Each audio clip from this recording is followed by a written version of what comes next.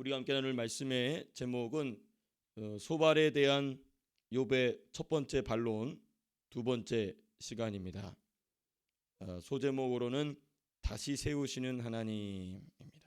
제가 어제 제목을 말씀드리면서 어제는 그냥 소발에 대한 욥의 반론으로만 말씀드렸는데요. 죄송합니다. 소발에 대한 욥의 첫 번째 반론입니다. 왜냐하면 뒷부분에 이제 두 번째, 세 번째가 나오기 때문에 그렇습니다. 소발에 대한 욥의 첫 번째 반론, 두 번째 시간 다시 세우시는 하나님. 우리가 본문을 좀 살펴보기 전에 제가 오늘 기도하면서 우리 성도님들과 나눠야 되겠다라는 마음을 하나님이 주셔서 주님이 저에게 아주 강한 마음을 주시는 게 뭐냐면 여러분들을 여호수아의 군대로 세우셨다는 것입니다. 그래서 이 여리고성을 무너뜨리는 이 군대로 우리 교회를 세우시고 우리 성도님들을 세우셨다는 거예요. 그래서 귀신의 처소요 마귀의 처소가 각 가정들마다 있다는 겁니다. 주께서 우리 교회로 보내시기로 예비하신 첫 번째 12 기둥들이 될 12 가정들을 악한 귀신들이 붙잡고 있는데 그것을 무너뜨리는 여호수아의 군대가 되라. 주님이 저 여러분들을 세우셨어요. 그래서 누구를 찾아야 되냐면 기생 라합을 찾아야 됩니다. 여러분들을 반기는 기생 라합들이 있다는 거예요. 그 가정마다. 그래서 그 라합을 통하여서 여호수아의 그 정탐꾼들을 받아들이면서 여리고성 사람들은 다 죽어나가지만 그 가정은 살아나지 않습니까? 거기서 죽어나가는 건 뭐냐? 그 가정을 붙잡고 있는 악한 영들이라는 겁니다. 그 가정을 붙잡고 있는 악한 영들은 전부 떠나가고 그 가정은 구원받는 역사를 주께서 우리 교회를 통하여서 우리 성도님들 통하여서 이루시길 바란다는 것이 성령의 분명한 계획인 줄로 믿습니다. 이게 그냥 저의 단순한 감동이 아니고 주님이 이 여리고성이 무너지는 사건을 확실히 저희 마음속에 넣어주시면서 그렇구나, 우리 성도님들 주님께서 그렇게 사용하시는구나. 심지어 우리 아이들도 그렇습니다. 심지어 우리 아이들도 이렇게 주님이 사용하고 계신다는 거예요. 그래서 하나님, 우리가 기생 라합을 만나게 하여 주시옵소서. 내 인생 가운데 그 여리고성에서 살아남을 자가 있다면 그 살아남을 그 기생 라합을 만나게 하여 주시옵소서. 그래서 그 간절한 마음으로 기도하시면서 그리고 이 마지막 결론 이겁니다. 여러분들을 통하여서 이 교회에서 선포되고 있는 진리의 말씀을 들었고 기회를 얻었음에도 거절하는 자는 다시 기회를 주지 않겠다. 주님이 그러셨어요. 지옥을 보내신다는 건 아닙니다. 지옥을 보내신다는 건 아닌데 마지막 기회라는 거예요. 이 시대를 향한 마지막 기회, 그 가정을 향한 마지막 기회라는 겁니다. 그 사람을 위한 마지막 기회라는 것이죠. 그래서 우리가 주님의 마음으로 이렇게 여러분들에게 부담을 드리는 것이 아니라 주님이 그렇게 세우셨으니까 주님이 어떻게 사용하실지를 우리가 믿음으로 감사함으로 또 우리가 쓰임받았으면 좋겠습니다. 우리 오늘 본문 말씀으로 돌아와서 말씀을 상고하도록 하겠습니다. 사실 우리가 어제 마무리 못한 부분이 있기 때문에 어제 본문이었던 10절에서부터 12절 말씀부터 우리가 살펴보고 오늘 본문으로 넘어가도록 하겠습니다. 어제 마지막 부분은 뭐냐면 이 욥이 자연세계와 사람이 이 하나님 되심을 선포한다라고 얘기했고, 그래서 자연세계에 대해서는 우리가 봤습니다. 그게 이제 일반 계시냐 아니면 특별 계시냐, 이제 거기까지 살펴보고 시간이 부족해서 좀 마무리 못한 부분이 바로 뭐냐면 사람의 하나님 선포입니다. 자연세계는요, 그 존재 자체로 하나님 되심을 선포합니다. 그렇죠? 그냥 그 자리에 해가 그 자리에 뜨고 짐으로써, 달이 그 자리에 뜨고 짐으로써 그 존재 자체로 하나님 되심을 선포하지만 사람은 그 존재 자체뿐만 아니라, 그렇죠, 사람 자체가 매우 신비한 존재입니다. 짐승들은 영이 없죠. 근데 사람은 영이 있습니다. 또 영 때문만이 아니라 사람이 가지고 있는 지성, 그렇죠? 우리가 혼이라고 하는 생각과 마음이라는 것도 매우 신비할 뿐만 아니라 다른 것 다 빼놓고 인간의 육신만 보더라도 너무나도 신비한 것이 바로 이 인간 존재 자체가 드러내는 하나님 되심이 놀랍지만, 여기서 더 중요한 건 뭐냐면 인격체로서 하나님 되심을 선포한다는 겁니다. 자연세계는 그 존재 자체로, 저 멋진 산을 보면서 아름다운 바다를 보면서 그 존재 자체로 우린 하나님 되심을 경험하고, 하나님 참 아름다운 걸 창조하신 분이시다라고 우리는 말하지만, 나아가서 사람 뭐냐, 인격체로서 하나님의 하나님 되심을 선포한다는 것입니다. 거기 보면 이렇게 돼 있죠. 10절에 생명과 모든 사람의 육신의 목숨이 다 그의 손에 있으므로 사람은 분간한다. 11절에 분간이란 표현이 지금 맛을 구별한다라는 문학적 비유로 사용이 됐지만 어쨌든 그 분간이라는 것은 사람만이 할 수 있는 일입니다. 짐승은 할 수 없는 일이에요.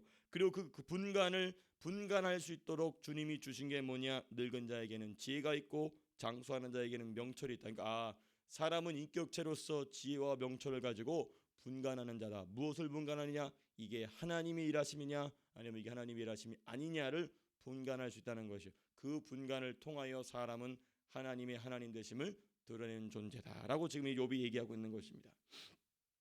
그러니까 인격체 중에서 그러므로 인격체로서 하나님을 선포하는 일은 가장 고도의 일입니다. 그렇죠. 하나님을 선포한다는 것은 가장 고도의 일이에요. 가장 높은 일이에요. 가장 중요한 일입니다. 그러므로 하나님이 주신 지혜와 명철을 사용하여서 하나님 되심을 드러낸다 이 말이죠. 그럼 여기서 이제 잠깐 우리는 뭘 살펴봐요? 그럼 무엇이 사람에게 인격을 주느냐 이게 중요하겠죠. 짐승에게는 왜 인격이 없고 사람에게는 어떻게 인격이 있느냐? 바로 그건 주님이 아담을 창조하시면서 그 코에 불어넣으신 생기, 곧 바꿔 말하면 영입니다. 영. 저와 여러분들의 심령, 우리 안에 가장 깊은 곳에 영이 있기 때문에 그 영이 하나님으로부터 온 그 영이 무엇을 밀어내냐면 인격이라는 것을 밀어낸다는 것입니다. 인격체로서의 그 감성과 지성과 이성과 이런 것을 밀어낸다는 것입니다. 그러므로 영의 제가 로마서 말씀 나누면서도 계속 말씀 나눴지만은 이 영의 성장에 따라 인격체도 성장하는 것입니다. 생각과 마음, 혼도 성장한다는 것이죠. 깨지는 것으로 성장한다는 것이죠. 보다 더 자세하게 말씀드린다면 그때 동시에 뭐가 자라냐면 당연히 지혜와 명철도 함께 자라면서 누구에 대한 분간이 깊어진다? 하나님에 대한 분간이 깊어진다는 것입니다. 그러니까 이 하나님을 선포한다는 것 자체는 곧 무엇이냐면 하나님에 대한 신앙 고백이 되는 것입니다. 그 영이 성장함으로써 하나님이 어떤 분이신 것을 보다 더 깊이 있게 분간한다는 것은 신앙 고백이 되는 것입니다.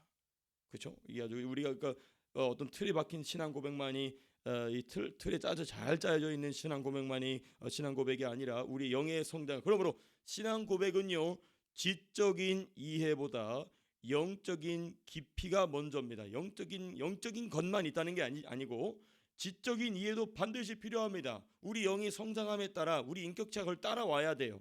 너무너무나 중요한 부분입니다. 그런데 그거는 두 번째고 먼저 첫 번째 뭐냐? 영적인 깊이, 영적인 진실성이 먼저입니다.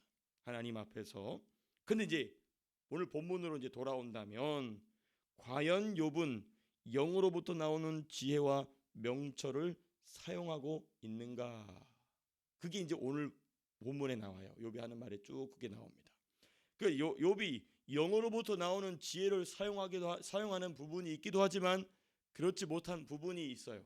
거기서 우리는 뭘 발견하게 되면 욥과 같은 사람도 영을 사용하는 데 있어서 혼탁함이 있었구나. 그게 누구의 모습이냐면 이제 저와 여러분들의 모습을 보면서 욥도 이런 부분에서 이렇게 혼탁한 부분이 있었구나.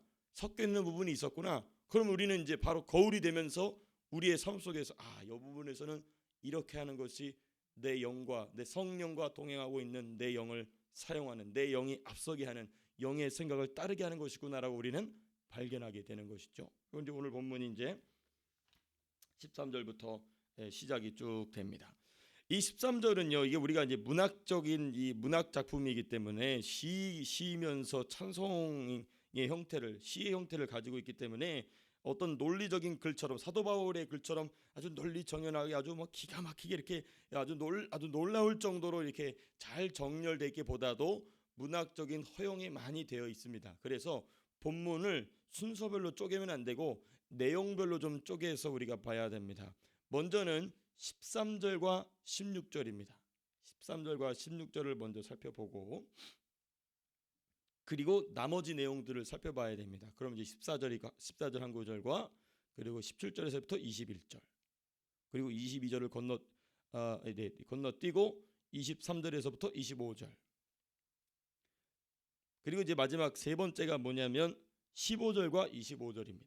그러니까 13절과 16절을 첫 번째로 살펴보고 그리고 맨 마지막 세 번째는 15절과 22절을 살펴보고 그리고 두 번째는 그 중간에 14절과 17절에서부터 21절, 그리고 23절에서부터 25절 이렇게 조금 복잡합니다만은 제가 이거를 어떻게 하면 더 쉽게 여러분들과 함께 나눌 수 있을까 고민하다가 이렇게 좀 이 내용별로 묶어서 좀 살펴봤습니다. 나눠봤습니다. 그럼 먼저 13절과 16절 말씀을 보시게 되면 욥이 뭐라고 얘기하냐면 자기가 하나님을 분간한다 얘기하지 않았습니까? 그렇죠? 근데 그 분간이 지혜와 명철로부터 온다. 근데 이 지혜와 명철이 누구에게 속했느냐에 대한 얘기가 13절 16절에 나옵니다.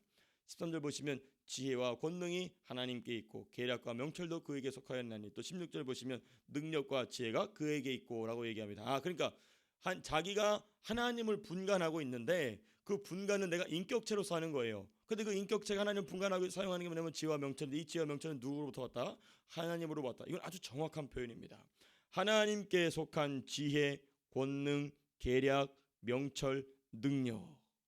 욥은 12절에 보면 늙은 자, 자기를 늙은 자라고 얘기했어요. 또 자기를 장수하는 자라고 얘기했습니다. 욥은 늙은 자, 장수하는 자가 분간 분별을 위해 사용하는 지혜 명철이 하나님께 있음을 고백한다. 이게 이제 이 13절 16절에 나와 있습니다. 그러니까 모든 지혜의 근원이 하나님 있음을 고백하는 것은 매우 지당한 일입니다. 매우 옳은 일이에요. 이건 정말로 욥이 본인의 영의 생각을 따라 고백한 내용입니다. 정확한 표현이에요. 그리고 그 욥은 그 지혜가 자신에게도 와 있다. 그 말은 틀린 말은 아닙니다. 맞는 말이죠. 맞는 말입니다. 다만 이 14절에서부터 15절 그리고 17절에서부터 25절은 그 지혜로 발견한 하나님에 대한 욥의 깨달음이 기록되어 있는 내용입니다. 그게 이제 자기가 지혜와 명철로 하나님이 어떤 분이심을 발견한 게 이제 그 다음 내용이 쭉 이어지고 있는 것이죠. 근데 이제 여러분들이 이제 묵상하면서 제가 아까 서두에도 말씀드렸지만은 욥이 말하고 있는 말의 내용 중에서 무엇이 혼탁한 부분인가를 좀 찾아내야 됩니다. 그러니까 이제 그거는 본문에 잘 드러나 있어요. 본문의 특징에 있습니다. 욥이 하나님은 이런 분이시다라고 쭉 얘기하면서 하면서 여러분들이 공통적으로 발견할 수 있는 특징이 있습니다. 시간이 오늘 그것까지 얘기할 수 있는 시간이 못 된다. 내일 더 이렇게 우리가 이어서도 생각할 텐데, 하여튼 이 본문 중에서 욥이 이런 방식으로 이야기하고 있구나 하면서 이 부분이 욥이 지금 연약한 부분이구나라고 우리가 발견하게 되는 것이죠. 자, 그럼 우리가 본 본문의 두 번째 부분인 14절, 17절에서 21절, 23절에서부터 25절 좀 함께 살펴보시겠습니다. 이 내용은 간단합니다. 인간 역사에 직접적으로 그리고 세밀하게 간섭하시는 하나님에 대한 내용입니다. 욥은 하나님의 지혜에 관하여 자기가 가지고 있는 지혜를 가지고 계신 하나님의 지혜를 설명하기, 지혜와 권능과 계략과 명철과 능력을 설명하기 위해서, 또는 하나님의 지혜가 어떻게 사용되는지를 말하기 위해서 인간 역사를 조명하고 있는 것입니다. 하나님께서 이 지혜를 사용하시는데 그 지혜가 인간 역사의 그 엄청난 흐름 속에 하나님이 아주 세밀하게 간섭하고 계신다라는 것을 통하여서 하나님의 지혜가 어떻게 운행되는지를 이야기하는 것입니다. 여러 가지가 나오죠. 17절에 보니까 모사가 나옵니다. 그렇죠? 또 그다음 재판장이 나오죠. 18절 보니까 왕들이 나옵니다. 19절 보니까 제사장들이 나오고 권력 있는 자가 나오고, 또 20절에 보니까 충성된 사람들이 나오고, 또 20절에 늙은 자들, 그러니까 이 사람들이 이제 리더십들을 얘기하는 겁니다. 그 다음에 21절 보니까 귀인들, 또 강한 자, 여러 가지, 또 23절 보니까 민족들, 또 24절 만민들의 우두머리, 이렇게 다 뭡니까? 이 한 나라나 한 민족이나 한 제국을 통치하는 자들에 대한 얘기가 나옵니다. 근데 이러한 자들을 하나님께서 어떻게 여기시냐면 14절에 나와 있어요. 그가 허르신즉 다시 세울 수 없고 사람을 가두신즉 놓아주지 못하느냐. 그러니까 하나님께서는 헐어버리신다는 거예요. 이 세상에 자신들이 대단하다라고 나왔던 모든 위대한 사람들 가운데 위대하다고 부렸던 사람들을 하나님이 헐어버리신다는 것입니다. 그 사람이 평생 동안 이뤄놓은 것 하나님이 한순간에 헐어버리신다는 거예요. 그 사람이 너무나도 자기가 잘나서 그 지역을 다스리면서 수많은 사람들을 다스리고 통치했다 할지라도 하나님이 확 가둬버리시면 아무데도 나가지 못한다.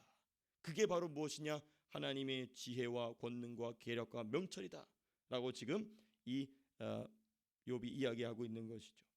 여기서 이제 욥은 무엇을 발견하냐면 욥은 이 과정을 통해 하나님의 지혜와 권능이 아무렇게나 일하는 것이 아니라 하나님이 어떤 특정한 목적을 가지고 있다는 것입니다. 하나님의 구속사, 하나님의 역사 경영을 위해 한치의 오차 없이 다스리시는 하나님이라는 거예요. 왜냐하면 여기 중요합니다. 욥이 갑자기 이 이야기를 왜 할까? 나는 하나님을 이렇게 잘한다라는 얘기를 하려고 한 걸까요? 아닙니다. 이 하나님이 지금 나에게도 일하고 있다, 이 얘기를 하고 싶은 겁니다. 근데 그 일하시는 하나님이 어떻게 일하고 계신다는 얘기는 이제 우리가 13장부터 나옵니다. 이렇게 역사를 주관하시고 이 왕들을 무너뜨리시고 가두시고 허물어 버리시는 이 지혜와 명철과 권능을 가신 하나님이 나에게는 어떻게 하고 계신다라는 얘기가 이제 13절부터 쭉 나오는데 13절을 보시면 전부 하나님과 변론하겠다. 그 하나님이 왜 나한테는 이렇게 하시느냐에 대한 얘기가 이제 13절에 쭉 나오는 것이죠.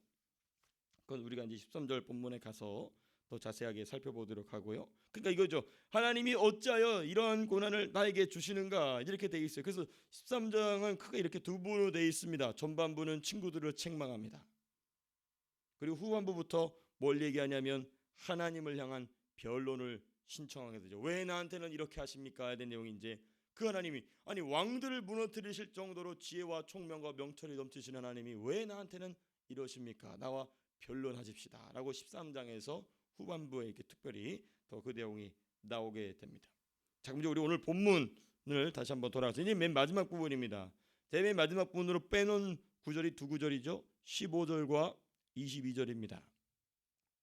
15절과 22절을 보시게 되면 15절 먼저 보시면 그가 물을 막으신즉 곧 마르고 물을 보내신즉 곧 땅을 뒤집나니. 그다음 22절 보시면 또 이렇게 되어 있습니다. 어두운 가운데에서 은밀한 것을 드러내시며 죽음의 그늘을 광명한 대로 나오게 하시며.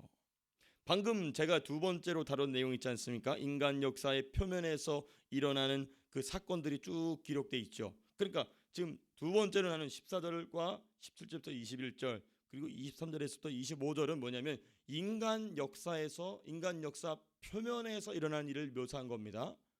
그런데 이 15절과 22절은 뭐냐면 역사적 사건 이면에 숨겨진 것들을 드러내시는 하나님의 말씀입니다. 인간 역사 이면에 관한, 그러니까 이 왕이 죽고 무너지고 한 제국이 사라지고 소멸을 당하는 이것은 역사적 사건이에요. 그런데 그 사건을 일으키는 이면에 그 이면적인 영적인 일, 보다 더 본질적인 이야기를 지금 15절과 25절, 그러니까 중간중간에 배치해 놓은 것입니다. 중간중간에 이게 문학적인 이 하나의 허용이죠. 먼저 15절을 보시게 되시면 15절은 뭐냐? 물의 흐름에 대한 비유죠. 그렇죠? 물의 흐름에 대한 비유인데 이거 뭐냐면 어떤 사건의 원인과 결과를 하나님이 주관하고 계신다는 거예요. 그렇죠? 물을 막았어요. 그 물을 위에서 막으니까 밑에도 마르죠. 그렇죠? 그리고 위에서 물을 보내니까 그 땅이 뒤집히죠. 그 땅이 물에 잠기죠. 그러니까 하나님께서는 물을 보내시기도 하고 물을 막으시기도 하는 모든 사건의 원인이 되시는 분이시다. 요한복음으로 얘기한다면 존재의 제일 원인 로고스의 개념이 여기 있는 것입니다. 이미 구약 시대에도 이 사도 요한이 깊이 있게 풀어놨던 존재의 제일 원인 로고스 되시는 그 하나님, 모든 일의 원인이 되신다. 모든 일의 근원이 되신다. 네. 그러므로 인간 역사에는 뭐가 존재하지 않는다? 우연은 없다는 거예요. 우연은 없다. 인간 역사에 우연은 없다. 하나님의 정하심을 따라간다. 그렇다고 해서 우리가 운명론을 받아들여서는 안 됩니다. 왜냐하면 그 모든 정하신 계획은 누구만 아시죠? 하나님만 아시기 때문에 나도 그거 아는 척했다가 하는 하나님 앞에 큰일 납니다. 우리는 모른다. 우리는 간절한 마음으로 기도할 뿐이고 우리의 내 발의 등이라고 그랬거든요. 내 발의 등이라고 내 발 앞에 보여주는 것만을 내가 따라갈 뿐이다. 너무너무나 중요한 태도가 우리 기독신앙의 핵심인 것입니다. 자, 22절 보시게 되면 22절은 뭐라고 얘기합니까? 어두운 중에 있던 은밀한 것이다. 이건 뭐냐면 인간 하나 12절 15절은 하나님께서 모든 사건의 원인과 결과를 주관하시는 분이신데 22절은 약간 좀 빗나가 있습니다. 무엇이냐면 인간 역사 중에 원수가 만들어 놓은 어둠의 계획들입니다. 원수가 악한 마귀가 하나님께서 쫓아내심으로 이 세상 또 아담이 또 타락함으로 이 세상 주인이 되지 않았습니까? 그럼 이 마귀 사탄 더러운 귀신들은 자신들의 계획 하나님을 대적하고 주의 몸된 교회가 세워지지 않게 하기 위해서 또 주의 몸된 교회 백성들을 할 수만 있다면 빼앗기 위해서 어둠의 계획들을 곳곳에 숨겨 놓았다는 것입니다. 근데 주님이 그걸 어떻게 하신다고요? 어두운 가운데서 은밀한 것을 드러내신다. 죽음의 사망의 그늘을 빛 가운데로 광명한 대로 나오게 하신다. 이것은 욥이 아주 정확하게 이야기한 것입니다. 고난 중에서도 욥의 영이 얼마나 깊이 있게 하나님의 것을 말하고 있는가가 우리 여기서 잠깐이지만 발견하게 되는 것입니다. 이게 바로 어둠의 계획들, 마귀가 저와 여러분들의 인생 가운데에 숨겨놓은 은밀한 계획들이 있단 말이죠. 우리가 구약의 역사를 보게 되면 메시아의 탄생을 막기 위한 이 마귀의 모든 계획들이 이 구약 성경에 계속 기록되어 있지 않습니까? 이런 부분들을 하나님께서 드러내신다. 저 여러분들로 하여금 메시아와 예수 그리스도와 더 깊이 연합하는 것을 방해하는 그 모든 어둠의 은밀한 계획들을 하나님이 광명한 빛으로, 말씀의 빛으로, 성령의 빛으로 꺼내내신다는 것입니다. 이게 이제 우리가 본문을 크게 세 부분을 통하여 살펴본 내용입니다. 자, 그럼 결론입니다. 아까 제가 서론에 말씀드렸죠. 이 욥의 말 중에 우리가 이 본받지 말아야 될 부분이 무엇인가? 이게 이제 오늘 결론입니다. 본문에 기록된 욥의 모든 말은 사실 옳은 말입니다. 틀린 말이 없어요. 그렇죠? 너무나도 정확한 표현들입니다. 근데 특징이 뭐냐? 우리가 공통적으로 지금 욥이 한 말의 특징이 뭐냐면 모두 무너지고 부서지는 등 매우 부정적인 이미지로 가득합니다. 그렇죠? 하나님은 어떤 분이십니까? 하나님은 인간 역사에 이 욥의 말만 들으면 하나님은 인간 역사에 들어오셔서 무조건 다 무너뜨리시는 분으로만 묘사가 돼 있어요. 근데 하나님이 정말 그러신 분이십니까?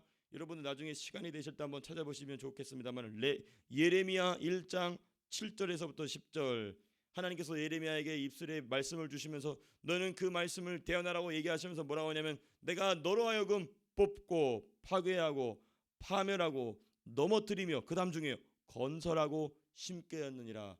하나님은 분명히 무너뜨리시는 분이 맞아요. 파괴하시는 분이 맞아요. 근데 그것만을 위해서 일하시는 분이 아닙니다. 그것만을 위해서 일하는 자는 사탄이죠. 하나님께서 파괴하시는 이유는 무엇입니까? 새 것을 세우시기 위하신 것입니다. 근데 욥은 그 부분을 말하지 않고 있어요. 놓치고 있는 것인지 아니면 일부러 말을 안 하고 있는 것인지는 우리가 정확하게 얘기할 수 없으나 분명한 사실은 욥이 다시 세우시고 일으키시고 새롭게 하시는 하나님에 대해서는 지금 언급하고 있지 않다는 점이 오늘 본문의 아주 중요한 특징입니다. 하나님은 분명 인간 역사에서 무너뜨리는 일을 하셨으나 맞습니다. 무너뜨려 하세요. 큰 역사만 무너뜨리는 것이 아니라 저와 여러분들 안에 있는 견고한 진도 무너뜨리시는 분이십니다. 왜 무너뜨리시죠? 저와 여러분들로 절망하려고 아닙니다. 다시 새 것으로 세우게 하시기 위해서 하나님은 세우신다는 것입니다. 그러므로 욥의 말에는 세우시는 하나님이 언급되지 않았다. 이 부분이 우리가 발견하게 되는 욥의 실수라는 것입니다. 우리가 본받지 말아야 될 것입니다. 왜 욥은 이렇게 하나님께서 세우시는 분이심에 대해서 이야기하고 있지 않을까? 왜냐하면 이 말의 모든 기준이 지금 누가 중심이 돼 있어요? 자기의 상황이 기준이 되기 때문에 그렇다. 옳은 말을 하고 있지만 옳은 말이지만 반만 옳은 말을 하고 있는 것입니다. 왜 반만 옳은 말을 하고 있느냐? 욥도 인간이기 때문에 더 성장해야 될 부분이 있는 사람이기 때문에 자기 자신을 기준으로 자기가 처한 상황을 기준으로 하나님을 말하고 있기 때문에 그래서 우리가 때때로 옳은 말을 하기도 하지만 때때로 옳지 않은 말을 하게 되는 이유가 무엇이냐? 기준이 내가 되었기 때문에. 그러므로 오늘 말씀을 맺으면서 벌써 6시간 넘고 죄송합니다. 오늘 우리가 우리의 말과 생각이 내 기준이 되지 않기 위해서는 누굴 기준을 삼으면 되냐? 쉽습니다. 우리의 구주 예수님이 내 말과 생각의 기준이 되면 욥과 같은 실수에서 우리가 조금 더 빨리 또 조금 더 많이 조금 더 자주 벗어나게 되는 것이죠. 그래서 오늘 소제목이 뭐냐? 하나님은 다시 세우시는 하나님이시다. 무너뜨리시되 다시 세우시는 하나님. 그 하나님이 저 여러분들의 하나님이신 줄로 믿습니다. 오늘 저와 여러분들 한날의 삶을 통하여서 하나님이 어느 것은 무너뜨리시고 여리고 성은 주님이 무너뜨리시고 저와 여러분들 통하여서 새 예루살렘 성을 세워가시는 일을 위해서 저와 여러분들이 쓰임받게 되시기를 주님의 이름으로 축복합니다. 자, 기도하겠습니다.